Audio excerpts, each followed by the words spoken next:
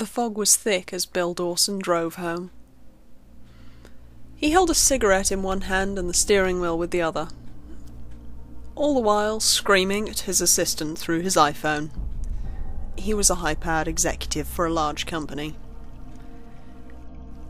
He was driving much too fast, the roar of the accelerator winding in time to the blood pumping through his bulging temples. He found that he really got off on bullying the people who worked for him.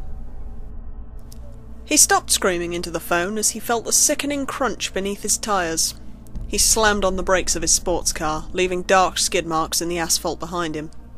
Bill's heart clenched tight. Fright and adrenaline triggering his angina. Cold sweat broke out on his forehead. He could vaguely hear his assistant's voice stammering out explanations as he lowered the phone from his ear. He'd been drinking earlier, but thought he was okay to drive. He clenched his eyes shut, afraid to look up. He'd had too many infractions on his license already. "Please don't let it be a kid. Please don't let it be a kid," he repeated, praying selfishly to a god he only believed in when he needed a favour. Finally, he opened his eyes a crack. He tilted his head to the rearview mirror. Relief flooded through him like a soothing wave. Instead of a child, a shaggy brown lump lay between his tyre marks, a long tail wagging pathetically. "Thank God, it's just a dog," Bill muttered, wiping sweat off his forehead. He threw his car into reverse and carefully backed up the street. Distantly, he could hear his assistant's disembodied voice calling over the phone. "Mr. Davidson? Mr. Davidson!" Bill used the automatic switch to lower his driver's window as the car rolled up next to the animal. Lying in a pool of blood was a medium-sized brown mutt. Its right forepaw was obviously broken. It tried to rise and fell back to its belly. The dog looked up at him, whimpering. It wagged its tail feebly. There was a small bell tied to its collar. It tinkled slightly as the dog struggled. Bill looked away from the dog and back into his car. It took a moment before he found what he was looking for, his cell phone, lying in the passenger floorboard area. Flicking the smouldering butt of a cigarette over the struggling animal, he picked up the phone and held it to his ear. He resumed berating his assistant as though there had never been an interruption. Putting his car into drive gear, Bill Davidson drove away, leaving the animal to wallow in its misery. He made it home in time for dinner, a huge rare steak, a baked potato drenched in butter and 2 fingers of bourbon.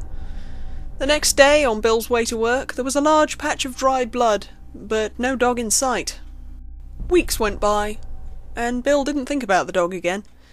His wife bullied him into visiting the doctor about his heart, and the doctor refilled his prescription, but not before the usual speech about cutting out red meat and getting more exercise, giving up smoking, and reducing his stress. Yeah, he placated the doctor.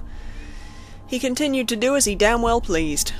Bill's wife, however, for reasons unknown, genuinely loved him and made it her duty to force him into more healthy living, which was how, 2 weeks later, Bill found himself standing on the front porch at 6:30 in the morning wearing a jogging suit. Bill had agreed to some light jogging to "Shut the nagging bitch up." He still smoked like a chimney and ate as much as he wanted whenever he liked. Bill shuffled off the front porch and down his driveway to the sidewalk. The morning was foggy and a little bit chilly. He power-walked until he was out of sight of the house and pulled out his cell phone and dialed his assistant's number. He slowed his walking pace that barely qualified as exercise and waited for his assistant to pick up the line. "Yes, Mr. Davidson?" His assistant's groggy voice answered the call. Bill hoped he'd woken the man up. Bill launched into a tirade of things that had gone wrong in the office and how they were all the assistant's fault. His assistant just meekly accepted the criticisms. That spurred Bill on. He came up with more and more insults he could heave at the meek little man. He knew he was getting into the zone as the veins on his head began to throb. "And those reports had better be on my desk by 7 a.m. sharp if you expect to have your job on—" Bill cut off. He dropped the phone. It clattered off the sidewalk and into the street, its face shattered.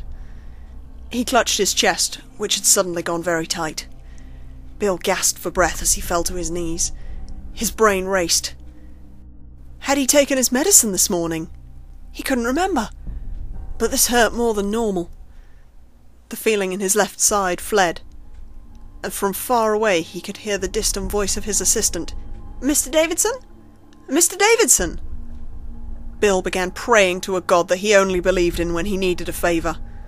Suddenly, above the noise of his cell phone, he heard a soft laboured padding coming up the sidewalk behind him. Oh, thank God. It's a dog. Visions of Lassie saving Timmy from the well danced through Bill's brain. The padding got louder for a moment and then stopped. Bill heard a faint tinkling noise on the wind. Here, boy! Here, boy! Go get help! Bill managed to wheeze. The padding started again. The animal came into view. It was a medium-sized, shaggy brown mutt. It limped on 3 legs and held a mangled forepaw off the ground. Its brown coat was matted with thick, dried blood. From its collar hung a dented little bell. Go on, boy! Get help! Bill pleaded. The dog took another laboured step closer. What little air Bill could still breathe in brought the smell of infection and decay from the dog's wounds. When it reached him, it leaned down and licked his dying face. Get help, please. Bill's voice trailed off. As his vision dimmed and went dark, the last thing he saw was the dog's tail beginning to wag.